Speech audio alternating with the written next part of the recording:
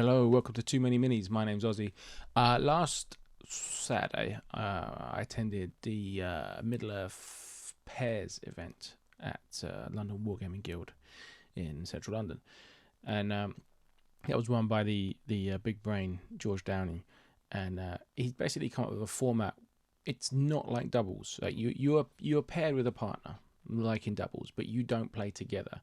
One of you takes an evil army, one of you takes a good army, and you are paired up each round against another pair. So they've got a good and an evil, right? So you play one-on-one games against each other, but your ranking in the tournament as it goes is worked out as a pair across both your games. So this was a 3-game tournament, but you're effectively, each pair's played 6 games in total, and it's a really good format. He'd laid out the tables so that the 2 pair games would be happening next to each other. So the tables were in twos, right? So your partner is next to you on the same side of the tables as you. So you can be just, discussing with them. You can be like, "Oh, what do you think?" But you're really playing 2 solo one-on-one games. It was really good. It was a really neat way of having the kind of camaraderie and team feeling of a doubles event, but still playing your one army and without the restrictions that doubles puts on your army composition and stuff. It was really good fun, and we had 3 games in the day, bit of lunch, stood in the street outside the pub, but later on people watching and enjoying the sunshine afterwards, and a really good day playing Middle Earth, top notch. I know George has plans to do this format on a larger scale in the coming months or year or whatever. I would definitely recommend that if it comes off. I'm sure I'll mention it on the channel here, because he ran a really tight ship. My list consisted of 600 points, so each player had 600 points. My list was a Thrall with 14 Guardians of the King, which is the upgraded, stronger Grimhammers. Then I had 2 warbands led by Dale Captain. So 1 Dale Captain with bow, 3 Knights of Dale, 4 Warriors with spear and shield, 4 Warriors with bow. The second one was Dale Captain with shield, 3 Knights, 4 Warriors with spears and shield, and 3 Warriors with bow. So 38 models and a bit of shooting, because it's not supposed to be the most competitive thing, but I really like the idea of shooting with Dale and the history of them as a shooty thing, and Bard and all that, and the Girion and the kind of Dale, Lake Town, they're archer people, so I wanted to have them in there, and that's the way I could get 3 warbands in. Basically, the Dale Captains are the cheapest option really there, and I wanted enough spears to back up my Guardians of the King. That was the plan. For game 1, I was paired against Kieran and his Balrog and Moria Goblins, and I kind of managed to do the business with the Balrog. The Balrog killed everything that it touched and everything. It was one of the objectives ones where you place objectives around the board, and there were 2 on my side, 1 in the middle, 2 on his side, and he came and took the 2 on my side with his Balrog and some goblins to hold them. But I managed to move round, take one of his, take the middle one, and then in the very last turn I managed to bash with my Grimhammers and prolong the game by 1 turn, which gave me enough time before breaking to get just to contest that final objective in his back court, and so it ended up like a 5-4 win or something. And James won his game against Kieran's partner, and then so we having both won, we kind of stayed. We were actually on the top table by fluke for the first game, so we stayed there for the second game. Second game, I played against the lovely Callum and his Mordor with the Troll and Gothmog. which is always fun to play. I managed to kill the troll early doors. It was like, capture the flag one. And basically, I killed his troll. We had two big battle lines. On one side, he kind of smashed me up. On the other end of the battle line, I kind of smashed him up. They smooshed around a bit, but they kind of ended up neither of us quite managing to get to each other's flag, a relic or whatever it is, and capturing it. So that ended up a 1-1 draw. It was a really good game. It was a lot of good battles. So it felt like a weird result, but yeah, 1-1 draw. So, it was a good game, but it was very stalematy in that sense. But I think James won his game, so we were like 3 wins and 1 draw, staying on the top table for the last game.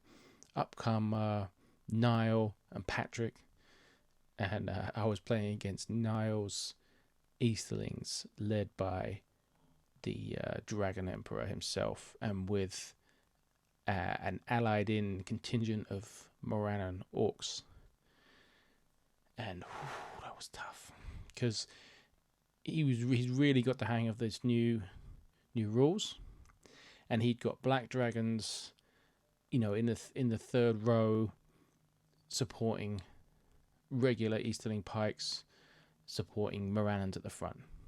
So you've got fight 5 from the black dragons when they're within range of the Dragon Emperor. So you're winning the fight. He's winning the fight against everyone except Thrall, I think. Who's really, really winning that one. And then he also had the strength of the Morannons to wound, and he really just played a blinder. I think he did in all of his 3 games to talk to his other opponents. Really played a blinder, did it very well. The Dragon Emperor himself killed things, but it was hard for it to get, kind of get its points in as far as against my army, beating things, killing things, not getting into that many things at once. But where it worked is its aura, its buffs on the Black Dragons was incredible. And it was Maelstrom appointment. One of my Dale warbands I had, in the corner, he just plonked 2 of his warbands right there, killed them all, wiped them. Then we end up fighting in the middle over the it was a whole ground, so we're fighting in the middle over the central objective. And while I kind of rushed a double heroic march to get there first, I didn't really get there and get into a good position. With dwarves being so slow, they were kind of left behind, and I want them in front of my Dale with the Dale supporting them. And he just kind of minced me up, really ate me up. And I think James lost his game to Patrick. So we went from being like top table to finishing 5th. But it was really fun. 3 fun games. And like I said, the format was excellent. At the end of the day, I think everyone had a really good time. It was great to be down at the Seven Dials Club in Covent Garden. It's a great and light, kind of airy venue compared to most Wargames places, and it was a hot day, so that was good. In the end, Stuart and Ian took the best painted award, and it was interesting again because it's with pairs. There were some people there who had a fantastically painted army, but their partner might not have fully painted theirs. They might just have base coats on or something, So it was like, who's got the best painted 2 armies? Who's averaged out across the 2 of them? Who's got the best? And even though Stuart and Ian had both been up on Zoom painting with me and some others at like 1 a.m. the night before, they still took that one. They got my vote. They were top. Most sporting went to Curtis and Zahir, which it's impressive. I mean, Curtis is like, a professionally lovely man, but they both pretty competitive guys, those 2. And although they're lovely blokes, it's cool that they're competitive guys and they win most sporting. So, props to them on that. That really takes the edge off being such competitive and list writing kind of guys. They're doing it right. 3rd place went to Andrew and Bert, who kind of did pretty good. Jackie and Theo came in 2nd, they kind of came right up from. I think they might have lost both of their first games, but they came right through. And at our expense, while we were dipping down to fifth. And then the winners were Niall and Patrick, who I think won all of their games, or won 5 out of 6 games, I think, maybe something like that. They really did the business, and very impressive. And again, it's really impressive to see how Niall had thought of a way to ally the Dragon Emperor in a way that was going to work really well, and it did work really well. It also felt themey. Excellent, 10 points, really good. And massive props to George for running a lovely event as well. George is top man. I think he'll be running a lot of good events in the future, and hopefully some GBHL ones and stuff. So he's one to watch for sure. He thinks about the game a lot. He gives it a lot of thought. He's a professor. He's a PhD. He's a maths guy. He's a science guy. He's coming up with good ideas. He's really messing with the rules and pushing things and thinking of new ideas. So top-notch event. Fully recommend you go to a similar one when they come up, and hope to see you there. We've got another London Wargaming Guild tournament coming up in October, the Great Battle of Our Time. I'll put a link to that in the notes below, because tickets are going on sale for that on July the 1st, which is not so far away now.